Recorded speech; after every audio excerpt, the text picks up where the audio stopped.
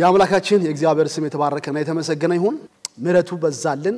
ዛሬም እግዚአብሔር በፊቱ በቅዱሱ ገበታ ዙሪያ እንድንከማች አደረገን ከነጋ እንግዲህ የጀመርነው የነገረ ክርስቶስ እና የነገረ ድነት ትምህርታችን ወይ ደግሞ ኮርሳችን ሁለተኛው ክፍለ ጊዜ ዛሬ እንዲህ እንጀምራለን የባለፈው ትምህርቴ መነሻ የሆነኝ የነገረ ክርስቶስን መጽሐፍ ቅዱሳዊ አስተምሮት ዛሬ ባለ መልኩ ይተነሰስ ዘንድ ወይ ፎርሙሌት ይደረግ ዘንድ ምክንያትና ሰበብ የሆኑንን የቤተ ክርስቲያናትን ሶስቱን ጉባኤዎችን ማለትም የኒቄያ ጉባኤ የኤፌሶን ጉባኤና የኬልቄዶን ጉባኤ በማንሳት ነበር የጀመርነው በእነዚህ ሶስቱና ከመጀመሪያዎቹ ሶስት ተርታ የሚመደቡት ጉባኤዎች ነገረ ክርስቶስን ወይ ትምህርተ ክርስቶስን እንዴት ባለ መልኩ ነበር ያስተናገዱት በእነዚህ ጉባኤዎች ላይ ኢሹ ሆኖ የቀረበው ርዕሰ ጉዳይ ሆኖ ለክርክር የቀረበው የክርስቶስ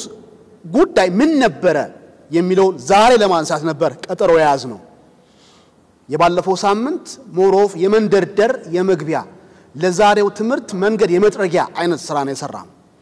ዛሬ ላይ ተስፋ በሰጣውት መሰረትና ቅንጭብ አድርጌ በጀመርኩት ልክ አስፍቼ ቀጥላለሁ መዝጊያችን ያረግነው ባለፈው ክፍለ ጊዜያችን ላይ የመጀመሪያ ሆኖ በሚቆጠረው በኒቄያ ጉባኤ በ325 ላይ በተካሄደው ጉባኤ ነገረ ክርስቶስ ጉዳይ ሆኖ አጀንዳ ሆኖ እንዲቀርብ ሰበቡ ማነበረ ሁለተኛ ጉዳዩስ ምን ነበር የሚለው ነው ማሳያችሁ ለትምህርቱ መነሳት ሰበብ የሆነው አሪዮስ ነው አሪዮስ ማን ነው ከኦሪገን ከሚባለው ድንቅ አስተማሪ እግር ስር ተቀምጦ የተማረ ፕላስ የእስክንድሪያው ቤተክርስቲያን በእስክንድሪያ ለሚገኘው ቤተክርስቲያን ጳጳስ ሆኖ ያገለግል የነበረ ስመጥር የሆነ ሰው ይሰው ምን ቢያስተምር ነው ስለ ክርስቶስ ለክርክርና ለውይይት ምክንያት ሆኖ 318 ሰዎች ጳጳሳት በሱ ምክንያት እንዲጠሩ የሆነው ካላችሁ ሁለት ነው ጉዳዩ አንድም የወልደ እግዚአብሔር ወይ ደግሞ የሥላሴ ሁለተኛ አካል የሆነው ኢየሱስን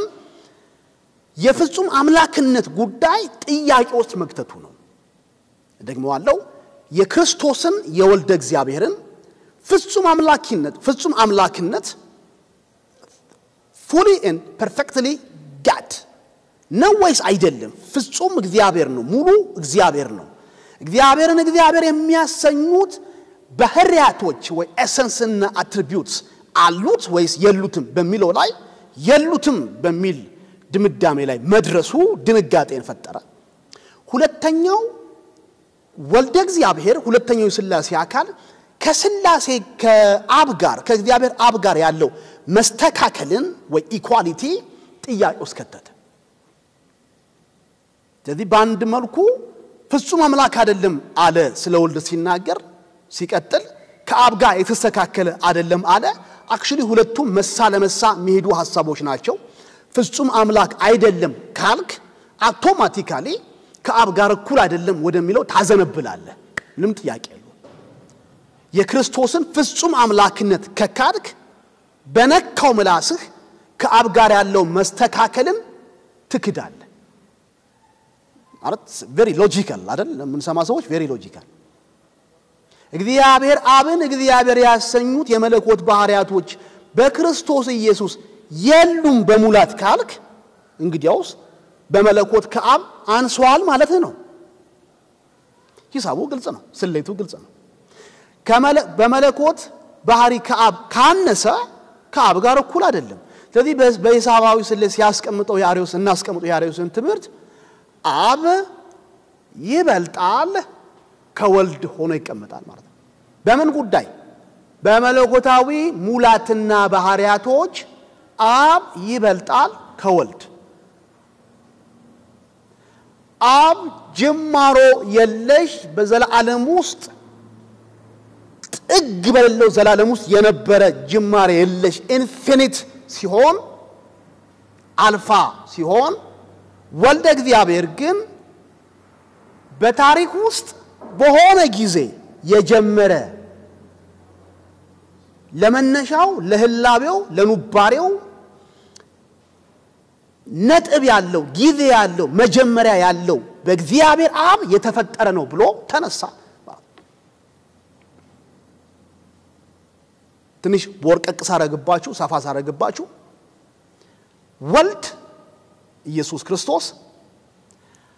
አብ በነበረበት ዘመን ሁሉ አልነበረም ይላል ደግመዋል ወልድ ኢየሱስ ክርስቶስ አብ በነበረበት ዘመን ሁሉ አልነበረም ወልድ ያልነበረበት ጊዜ አለ እግዚአብሔር አብ ብቻ አባት ብቻ የነበረበት ለብቻው በሆነ በታሪክ ምዕራፍ ውስጥ ብቅ ያለ መነሻ ያለው ኢኒሻል ፖይንት ለመኖሩ ለህላዌው ለኑባሬው መነሻ ያለው ነው እንዴት ፍጡር ስለሆነ ብሎ አሪዮስ ተነሳ ፍጡር ከሆነ መነሻ አለው ላይክ እንደማናችን ፍጡራን ሰዎች ኤንጅልስ የተፈጠሩ ናቸው ሰዎች የተፈጠሩ ናቸው በዓለም ውስጥና ከዓለም ውጭ ያሉ ብዙ ፍጡራን አሉ ሁሉም ግን መነሻ አለ ወደ ኋላ ትሬስ እናረክ ስንመረምር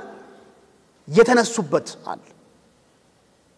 ልክ ሁላችሁም እድሜያችሁን ወደ ኋላ 30 40 50 ብላችሁ መነሻችሁን ከ40 ዓመት አረቃችሁ ሄዳችሁ እንደምታገኙት ኢንፊኒት አይደለንም ማናችንም ከጀመረን 30 ዓመት 40 ዓመት ሆኖናል እዚህ ምድር ላይ ልክ እንዲሁ ለክርስቶስም ፍጡር ስለሆነ መነሻ ጊዜ አለው ቢጊኒንግ አለው ብሎ አሰበ ምንድነው አሁን ያርኩኝ ያለውትኝ ለኒቂያ ጉባኤ መሰየም ምክንያት የሆነው ሰበቡ አሪዮስ ሲሆን ይዞት የመጣው ኑፋቄ በክርስቶስ ላይ እንዲህ ያለ ጉዳይ አነሳ የመለኮትነት ክህደት የፍጡርነቱን ቅቡልነት ተቀባይነት አሰረጸ ይመርመር ተባለ ትምርቱ የአሪዮስን ሆነ ኋላ ለምናያቸው የኑፋቄ አስተማሪዎች ተብሎ የተፈረጁትን ትምርታቸው ከባድና ስል እንደሆነ እንድታስቡ የሚያረጋችሁ መነሻቸው የገዛ አይምሮአቸው ሳይሆን መነሻቸው ቅዱሱ ቃል መሆኑ በነገራችሁ ላይ የትኛውም የሰተት ትምርት የሚፈልቅበት መፍለቂያ ማህፀኑ ይሄ ነው መጽሐፍ ቅዱስን የምናነብበትና የምንተረጉምበት መንገድ ጤናማ ካልሆነ ይዘነው የምንመጣው አስተምሮ ወልጋዳ መሆኑ ሸንካላ መሆኑ ስንኩል መሆኑ አይቀር ምንጩ ይሄ ነው የተሳሳተ ተረጓጎም አሳያቸዋል ክርስቶስን በዚህ ልክ ፍጡር ነው ከአብ ያነሰ ነው ፍጹም አምላክ አይደለም ወደሚለው ከባድ ምዳሜ አሪዮስ እንዴት ተስቦ ሄደ ካላችሁ መነሻም የሆነው ምሳሌ 8:22 ነው አንደኛው ሁለተኛው መነሻ አድርጎ የተነሳበት መጽሐፍ ቅዱሳዊ ሐሳብ ዮሐንስ ወንጌል ምዕራፍ 14 ቁጥር 28 ነው እነዚህን ክፍሎች ኋላ ነገረ ክርስቶስ በመጽሐፍ ቅዱሳዊ አስተምሮ ላይ ስንመጣ ክፍሎቹን ያነሳናቸው ለመተርጎም ለመረዳት አውዳዊ ሆነ ትርጉም ልናስይዛቸው እንሞክራለን አሁን ፍታቴ ውስጥ አልገባም ትንታኔ ውስጥ አልገባም መነሻ ያረጋቸው ግን እንያቸው ምን መነሻ መስፈንጠሪያ ቢኖረው ነው እንደዚህ የጀገነው ካላችሁኝ ሁለት ጥቅስ ላይ ተንተርሶ ነው የተፈነጠረው ምሳሌ 8:22 እስካሁን ድረስ የአሪዮስ ተከታዮች ሆኑት የዘመናችን የሆዋ ምስክር ወይ ጄሆቫ ዊትነሶች የአሪዮስን አስተምሮና ፈለግ ተከትለው ያሉ የእምነት ክፍሎች ናቸው እስካሁን ምዕራፍ 8:22 ይነሳል ከየሆዋ ምስክሮች ወይ መጠበቂያ ግንብ ተብለው ከሚጠሩት ጋር የማውራት የመነጋገር የመከራከር እድል ኖሯችሁ ከሆነ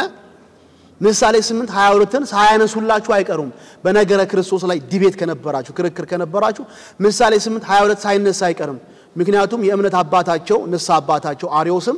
መነሻው እሱ ስለነበር ማለት ምዕራፍ 8:22 ላይ እግዚአብሔር ከቀድሞ ስራዎቹ በፊት የተግባሮቹ መጀመሪያ አደረገኝ አመጣኝ ዓለም ከመፈጠሩ አስቀድሞ ከጥንት ከዘላለም ተሾምኩኝ ከውቅያኖሶች በፊት የውሃ ምንጮች ከመፈለቃቸው በፊት ተወለድኩኝ ተራሮች ገና ሳይመሰረቱ ከኮረብቶችም በፊት ተወለድኩኝ ምድርን ወይም ሜዳዎቿን ወይም ምንም አይነት የዓለም ትቢያን ከመፍጠሩ በፊት እኔ ተወለድኩኝ 3 ጊዜ ተወለድኩኝ ሰማያትን በዘረጋ ጊዜ በውቅያኖስ ላይ የአድማስ ምልክት ባደረገ ጊዜ እኔ እዚያ ነበርኩኝ ደመናትን በላይ ባጸና ጊዜ የውቅያኖስን ምንጮች በመሰረተ ጊዜ ለባህር ድንበርን በከለለ ጊዜ ውሆችም የእርሱን ትእዛዝ እንዳያልፉ የምድርን መሰረቶች ወሰን ባበጀ ጊዜ በዚያን ጊዜ ከጎኑ ዋና ባለሞያ ነበርኩኝ ሁሉ ጊዜ በፊቱ ሐሴት ያደረኩኝ እለት ተእለት በደስታው እሞላ ነበር የእርሱ በሆነው መላው ዓለም ሐሴት ያደረኩኝ በሰው ልጆች ደስ ይለኝ ነበር ተወለድኩኝ የመንገዱ መጀመሪያ አደረገኝ የሚሉት ንግግሮችን መሰረት ያደረገና አሪዮስ ምሳሌ ምዕራፍ 8 ቁጥር 22 ጀምሮ እየተነሳ ያለው እየተወራ ያለው ስለ ኢየሱስ ነው ይላል። እንግዲህ የመጀመሪያው ምናልባት የስተት ቁንጮ ተደርጎ የሚወሰደው ይሄ ክፍል እያወራ ያለው ስለ ኢየሱስ ነው ወይስ ስለ ጥበብ ነው? ጥበብ በሰውኛ ፐርሰኒፊኬሽን በሰውኛ ገላለጥ በሰውኛ ዘይቤ አርባልን ነው። መጽሐፈ ምሳሌ ላይ እንዲህ አይነት አፕሮች በጣም አለ። ቁስ የሆኑ አካል ለሌላቸው ለማይሰሙ ለማይናገሩ ለማያዩ ነገሮች ሰዋዊ ባህሪ ያላብሶ እንደ ሰው የማናገር ሰውኛ አማርኛ ሰዋሰው ምንችል ሰዎች እንዲህ አይነት ዘይቤ ያለ አይደል? ሰውኛ ባይብል ላይ በጣም አለ። ለምሳሌ ተራሮች ሲያጨበጭቡ ሰማያት እልል ሲሉ ይላል። ተራራ እንግዲህ በቁሙ ኮሰርከው አስበዋል። ተራራ እኛ ተኝተን እሱ ለነገሩ ማጨብጨብ ጀምሯል አይደል? ሲንቀጠቀጥ ማለት ነው። በምንም ታምር ይሄ በሊትራሊ ወይ በቁሙ አይፈታም። ተራራ አያጨበጭብም፣ ሰማይ እልል አይል። ግን ሰውኛ ዘይቤ ያላብሳቸዋል። ዛፎች ሲጮሁ ምናምን ይላል። ዛፍ አይጮህም፣ ቁስ ነው፣ ህይወት አልባ ነው። አሜን አካል የለውም እንደኛ። በሰውኛ ዘይቤ ግን ያናግራቸዋል። በተለይ ምሳሌ መጽሐፍ የጥበብ መጽሐፍ ስለሆነ የቅኔ መጽሐፍ ስለሆነ ምሳሌ መጽሐፍ፣ ኢዮብ መጽሐፍ፣ መኃልየ ሰሎሞን መጽሐፍ፣ ዳዊት፣ መክብብ እነዚህ አምስቱ የቅኔያዊ ይዘት አላቸው እና ልክ እንደ ወንጌላት መጽሐፍ በቁሙ ወይ ሊትራሊ እንደወረደ እንደ ንባብህ ታስጨምር ሳትቀንስ አይን እንዳነበበው አተረጉሞም ቅኔ ነው እና በዚህ ክፍል ላይ ቅኔያዊ የሆነ ዘይቤ ነው ብለን የምናስብ ከሆነ መጽሐፉን ስነ ጽሁፋዊ ዘውጉ ወይ ደግሞ ጀነራው ቅኔ ነው ብለን የምናስብ ከሆነ እያወራ ያለው ስለ ጥበብስ ቢሆን አንዱ መነታት ያለበት ይሄ ነው። እንግዲህ ዛሬ አሪዮስን በአካል ብናገኘውና እዛ ጉባኤ ላይ ወይኛ ተሰየመ ቢሆን እማነሳው ነገር መጽሐፉም ያወራው ስለ ኢየሱስ ነው ወይ ቢያስባል። ግን አንዳንድ በወቅቱ የነበሩት መንፈሳዊ አባቶች ኋላ ምናልባት ላነሳው ይችላልው ስለ ኢየሱስ እንደሚያወራ ይቀበሉትና አዎ ስለ ኢየሱስ ነው። ድምኔ መጀመሪያ ላይ እንዳልኩትኝ አይ ጥበብ በሰውኛ ዘይቤ ፐርሰኒፊኬሽን ቀርባ ሳይሆን በቃ ስለ ኢየሱስ ነው የሚያወራው ይሉና ኢየሱስ ስለ ኢየሱስ የተባለው ግን ወሬ ወለደኝ ይላል እንጂ ፈጠረኝ አይልም። እንግዲህ በጣም ጣሊቅ የሆነ የስነ መለኮታዊ ክርክር እሰጠገባ አርጊመንት ሊነሳ ነው። በዚህ ክፍል ላይ ስለ ኢየሱስ ጻፊው ዓለም ሳይፈጠር በፊት ተፈጠርኩኝ ሳይሆን እያለ ያለው ዓለም ሳይፈጠር በፊት ወለደኝ ነው የሚለው 3 ጊዜ ወለደኝ ቢገተን። ይሄ ደግሞ አዲስ ኪዳን መነባባችን ላይ በተለይ ዮሐንስ ወንጌል 3 ጊዜ ያክል በተለይ ዮሐንስ ወንጌል ምዕራፍ 1 ላይ ምዕራፍ 3 ላይ በአባቱ እቅፍ ያለ አንድያ ልጁ ስለ ልጅነቱ ስለ መወለዱ ወንጌልም ያትታል። ግን መጣበታል ስለ ክርስቶስ መወለድ ሲነሳ አሪዮስ እንደሆነ የሚለው ወለደኝ የሚበል ፈጠረኝ የሚበል አልሸሹም ዞራሉ ይላል። አልሸሹም ዞራሉ ማለት በወለደኝም ብንሄድ በፈጠረኝም ብንሄድ ጅማሮ አመላካች ነው። እንዴ ትንሽ ገፋ ላርጋችሁ እዚህ ጋር የወለደኝን ቋንቋ አሪዮስ ሲረዳው አንዱ እንዲሁም ለንትኑ ለጠለቀው ኑፋቄው አቅም የሆነው የወለደኝ ቋንቋ ነው። እግዚአብሔር አብ ወልድን ልጁን ወለደ። አብ አባት ነው፣ ክርስቶስ ልጅ ነው የሚለው የአባትነትና የልጅነት የወላጅነትና የተወላጅነት ቋንቋ ራሱ ይዞት ለመጣው ኑፋቄ መሰረት ነው የሆነው። እንዴት ነው መሰረት የሆነው? ይሄንን የአባትና የልጅ ግንኙነትን የተረዳው የአብና የወልድን የአባትነትና የልጅነት ግንኙነትን የተረዳው በሰው ዓለም ውስጥ ባለው የአባትነትና የልጅነት ሥርዓት ነው የተረዳው። ስሙኝ በሰው ዓለም እኔ አሁን 2 ልጆች አሉ። አንደኛው 8 ዓመቱ 9 ዓመቱ አንደኛው 12 13 ዓመቱ። እኔ አባት ነኝ የተባልኩት በእድሜ በ20 ይሁን በ30 ይሁን በ10 ምናምን ይሁን ከነሱ መብለጤን ያሳያል። አባት ስባል አይደል? በ20 ዓመቴ ከወለድኩት የመጀመሪያ ልጄን ቢያንስ ከልጄ በስንት ዓመት እበልጣለሁ? በ20 ዓመት። ይሄ ምን ማለት ነው?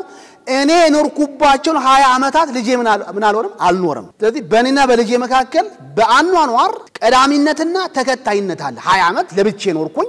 ከ20 ዓመት በኋላ ሲመጣ አብረን ኖርን። ስለዚህ ሁሉ ጊዜ ልጅ ምን ይላል ማለት ነው? አባቴ ከኔ ይበልጣል ይላል። አሁን ይሄን ቃል ስትጠቀም ቀጥሎ ማነሳውን የዮሐንስ ወንጌል 14 ቁጥር 28 ነው ያስታውሳችሁ? 14 28 ልጄ አባቴ ከኔ ይበልጣል በምን በእድሜ ብሎ ሲናገር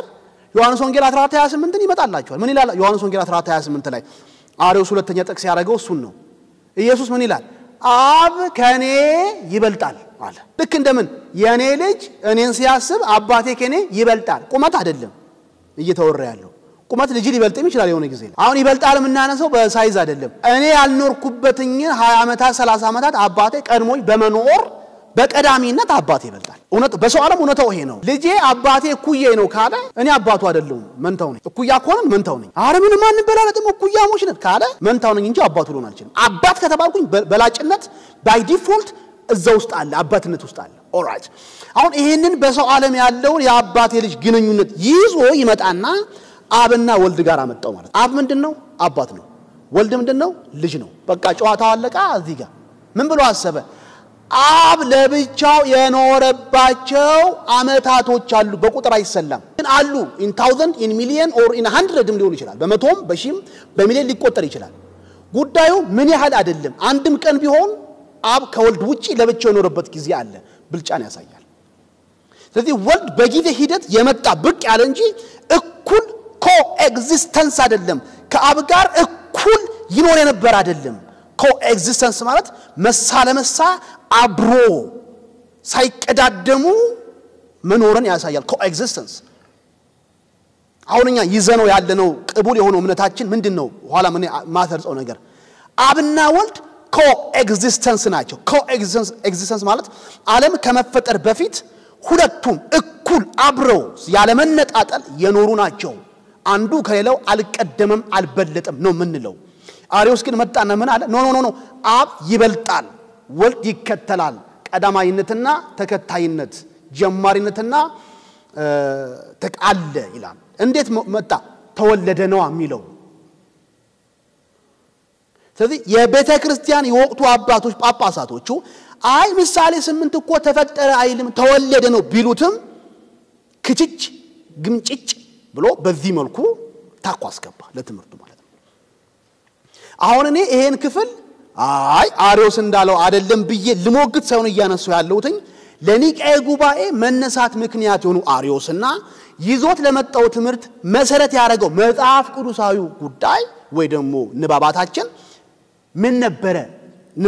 ንባባታችን ሳይሆን ንባባቱ ምን ነበረ ስንል ማቴዎስ 8 ምሳሌ 8:22 ይነሳል ማለት ግልጽ ነኝ ክፍሉ ትክክል ነው ትክክል አይደለም ለሱ ትምህርት ያግዛው አያግዛውም አይደለም ሂስቶሪካል ዳራውን ነው ማሳያችሁ ታሪካዊ ዳራውን ነው ማሳያችሁ ሁለተኛ አሪዮስ ይዞ የመጣው ጥቅስ ዮሐንስ ወንጌል ምዕራፍ 14 ቁጥር 28 ነው ማለት ነው ዮሐንስ ወንጌል ምዕራፍ 14 ቁጥር 28 ላይ ያን ክፍል ቅድም ያነሳውት ማለት ነው አብ ከኔ ይበልጣል ክፍሉን ክፈቱና ቼክ ማድረግ ትችላላችሁ እንዴት ነው የሚታየው የይበልጣል ቋንቋ በክርስቶስ አንደበት እንዲህ ሲነበብ እንዲህ ሲገለጥ እንዲህ ሲወራ እንዴት አድርገን እንተርጉመው በቃ ይበልጣል ብለን እንለፈው ይበልጣል ሌላ ትርጉም አለው ወይ እና ትምህርታችን ላይ አንዱ የሚነሳው እሱ እንዴት መነሳት ያለበት እንዲህ ይላል ቁጥር 27 ላይ ሰላምን ተውላችኋለሁ ሰላሜን ሰጣችኋለሁ እኔ የምሰጣችሁ ዓለም እንደሚሰጣችሁ አይደለም ልባችሁ አይጨነቅ አይፍራ እኔ እሄዳለሁ ተመልሼም ወደናንተ እመጣለሁ ማለቴን ሰምታችኋል ብትወዱኝስ አብ ከኔ ስለሚበልጥ ወደ አብ በመሄዴ ደስ ባላችሁ ነበረ ምን አብ ከኔ ስለሚበልጥ አብ ማን ነው እግዚአብሔር አብ ነው የሥላሴ መጀመሪያው አካል እኔ ብሎ እዚህ ጋር የሚያወራው ማን ነው ወልደ እግዚአብሔር ነው ስለዚህ አባት ከልጅ አብ ከወልድ እግዚአብሔር አብ ከእግዚአብሔር ወልድ ይበልጣል ይሄ የይበልጣል ንግግር ወደ ምን አመጣው አሪዮስን ኢየሱስ በመለኮትነቱ ከአብ ያነሰ እንጂ የተስተካከለ አይደለም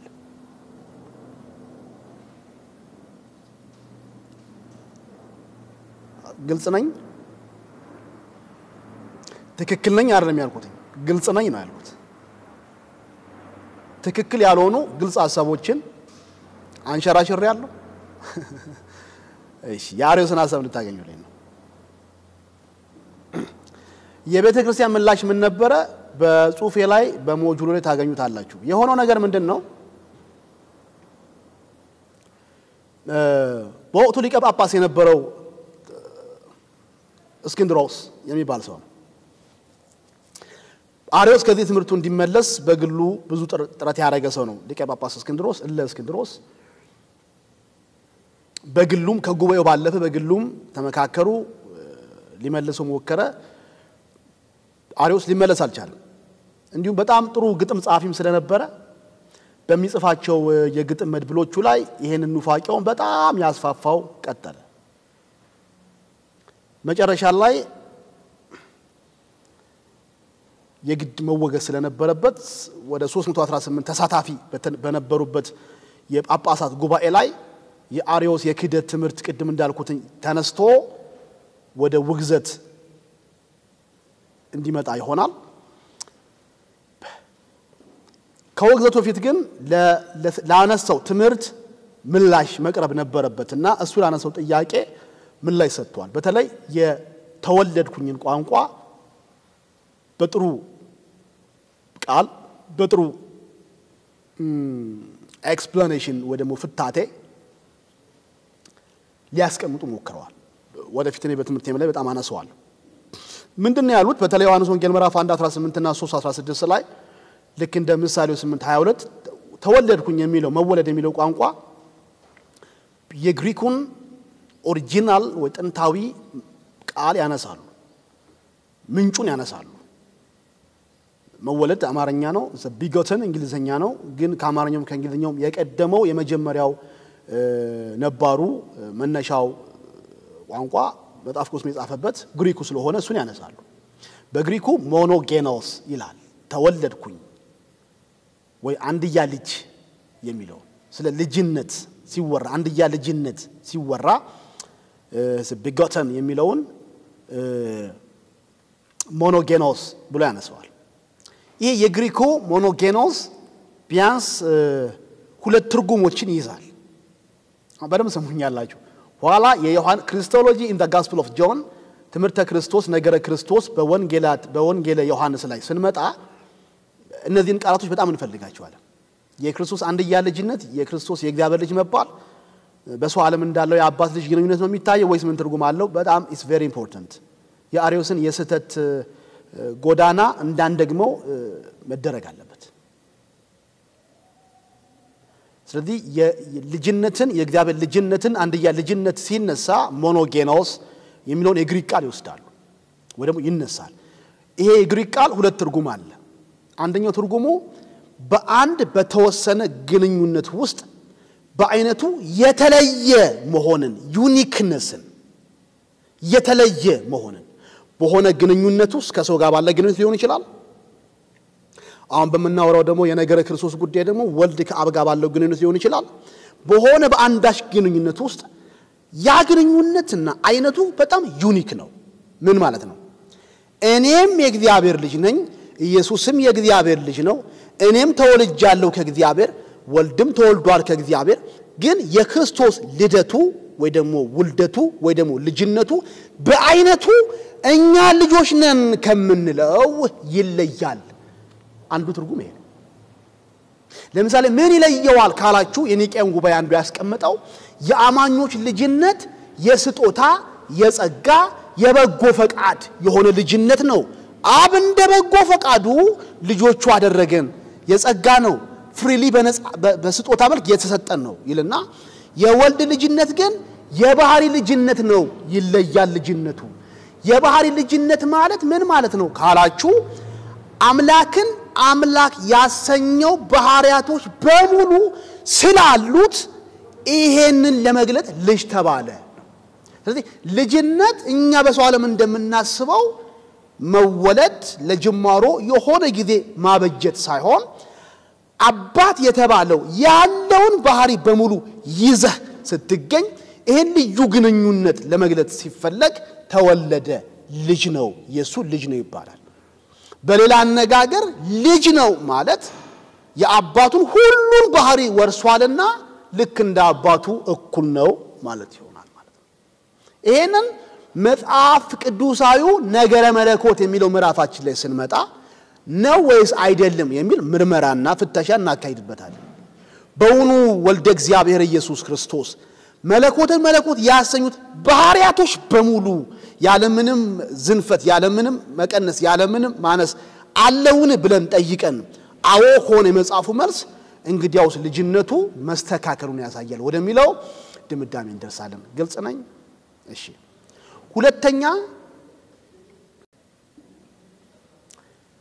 ሁለተኛ ሞኖጌኔስ የሚለው የመወለድን የአንድያ ልጅነትን ቋንቋ ለክርስቶስ የዋለው ይሄ ሞኖጌኖስ የሚለው ቃል ሁለተኛ ትርጉሙ በአይነቱ ወይም በምድቡ ልዩ ብቸኛ መሆኑን ያሳያል በአይነቱ ወይም በምድቡ is a kind የምንለው በአይነቱ በምድቡ ብቸኛ ነው አንድያ ልጅ ብሎ መጽሐፍ ቅዱስ ሲናገር ብቸኛ ልጅ ቀዳሚም ሆነ ተከታይ የሌለው ነው ብቸኛ ነው የሱ አይነት የለም አሁንም በወንጌል ዮሐንስ ላይ በተለይ ምዕራፍ 1 ላይ እና ምዕራፍ 3 ላይ ያለውን የአንድያ ልጅ ትርጉም ኋላም በስፋት ደግሞ የእግዚአብሔር ልጅ ተብሎ መጠራቱን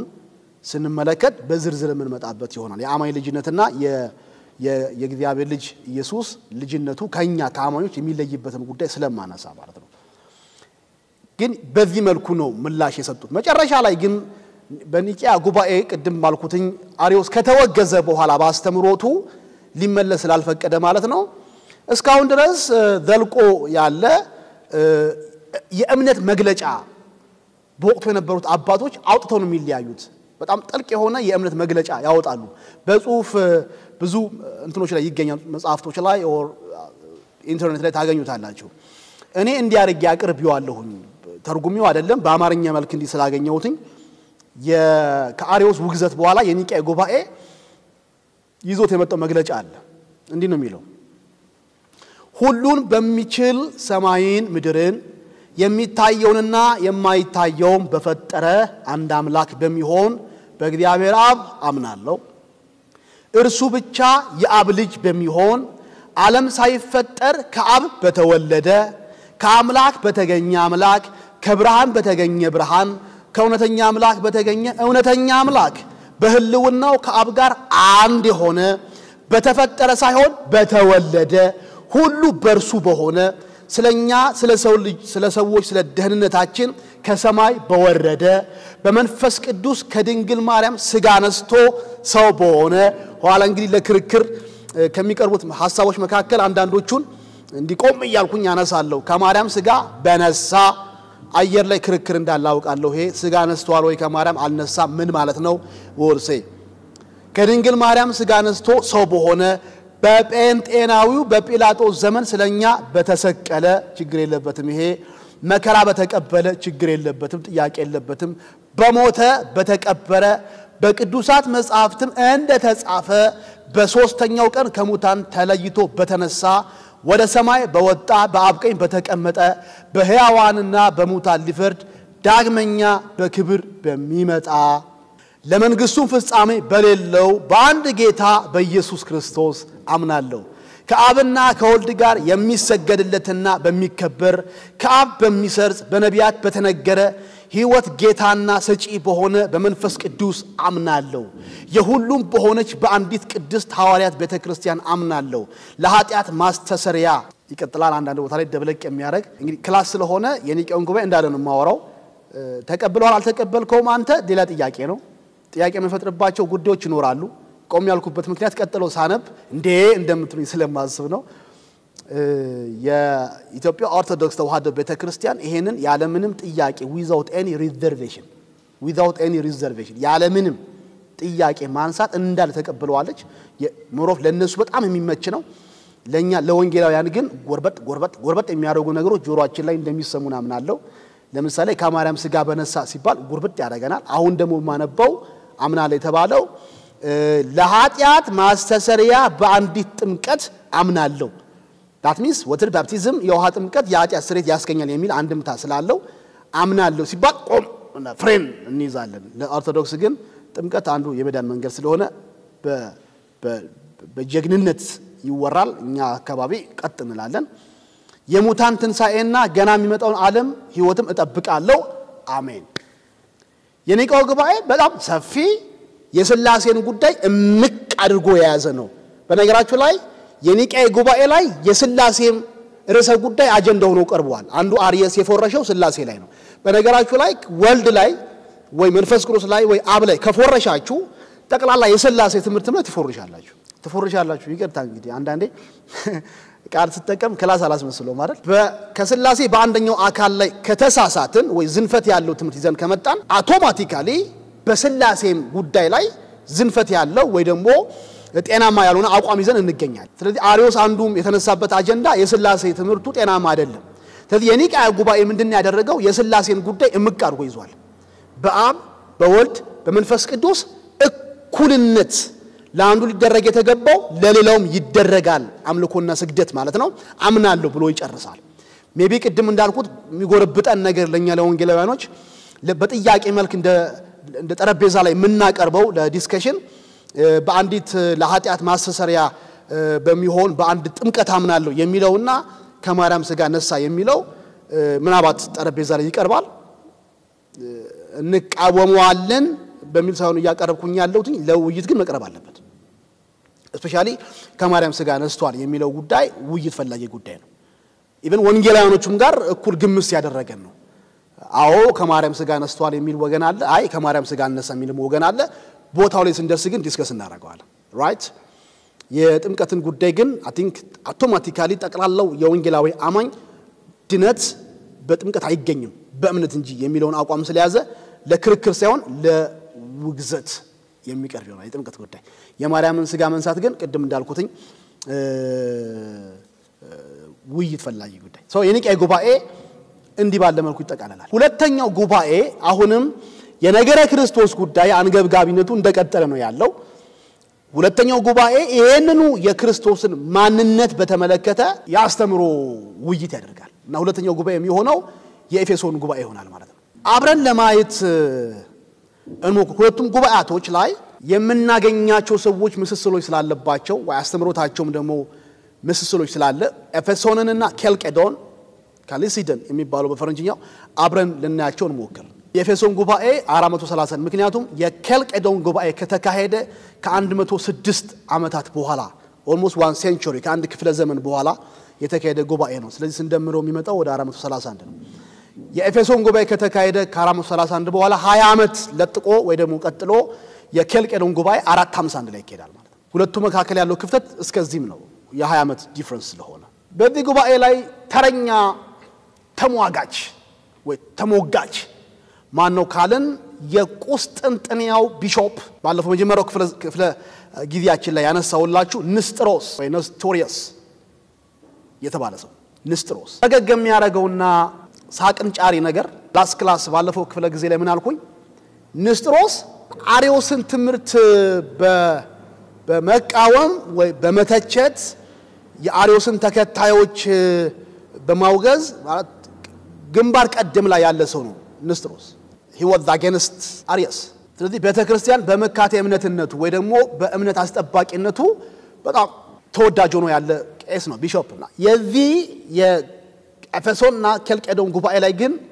እንዲሞገት የቀረበው ሰው እሱ ነው። ምን ቢገኝበት ነው ትምህርቱ ላይ ስለ ክርስቶስ ምን ቢል ነው በሱ ላይ ስብሰባ የተካሄደው ካላችሁ ትምህርቱ ሶስት ነው። እንደ ኢትዮጵያ ኦርቶዶክስ ተዋህዶ ቤተክርስቲያን እንደ ኢትዮጵያ ብቻ ሳይሆን እንደ ኦርቶዶክስ ተዋህዶ ቤተክርስቲያን መጣበታለው ለአንዳንዶቻችሁ ተዋህዶ የምትለዋ ግልጽ አይደለችም። ዛሬ ምናልባት ትንሽ ነካት ይሆናል አላቅም ወይ ሶስተኛው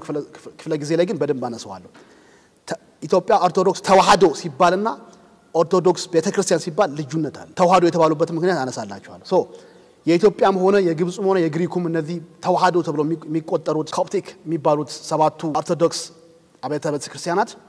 እንደ ንስጥሮስ አሁን እንደማነሳው ሰው የሚጠሉት ሰው የለም። እንደ ንስጥሮስ ቢቻል ቆዳው ቢገፈፍ ምን ቢያስተምር ነው ይሄን ያክል አይናቸውን በእንጨት እንደወጋ ምን ሰስፔንስ አረጋቸው አይደል? ምን ቢያስተምር ነው ዲስ ማች የጠሉት ካላችሁ ሶስት ነው ትምህርቱ። በክርስቶስ ጉዳይ ላይ አንደኛ ክርስቶስ ሁለት አካል ሁለት ባህሪ አለው ብሎ አስተማረ ክርስቶስ ሁለት አካል ሁለት ባህሪ አለው ይሄ ሁለት አካል የሚባለው ሰዋዊ አካልና መለኮታዊ አካል ሁለት ባህሪ የሚባለው ሰዋዊ ባህሪና መለኮታዊ ባህሪ ለንስጥሮስ ኢየሱስ ሁለት ነው ምድር ላይ በነበረ ጊዜ ሁለቱ ባህሪያቶች ተለያይተው የሚቀመጡት መለኮትነት ሰውነት ሁለቱ ባህሪ ተነጣጥለው ይቀመጣሉ ብቻ ሳይሆን ሁለት አካል አለው የመለኮት አካል ረቂቅነቱ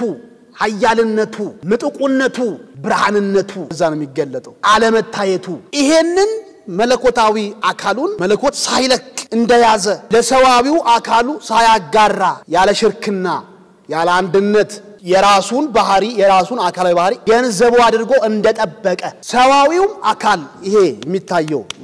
ቢኮ ሰው ሲሆን ኢየሱስ እንደኛ አይነት ስጋ ነው የያዘው ንስጥሮስ ችግር የለበት ይሄም አካል የራሱን የአካላዊ ባህሪያቶች እንደጠበቀ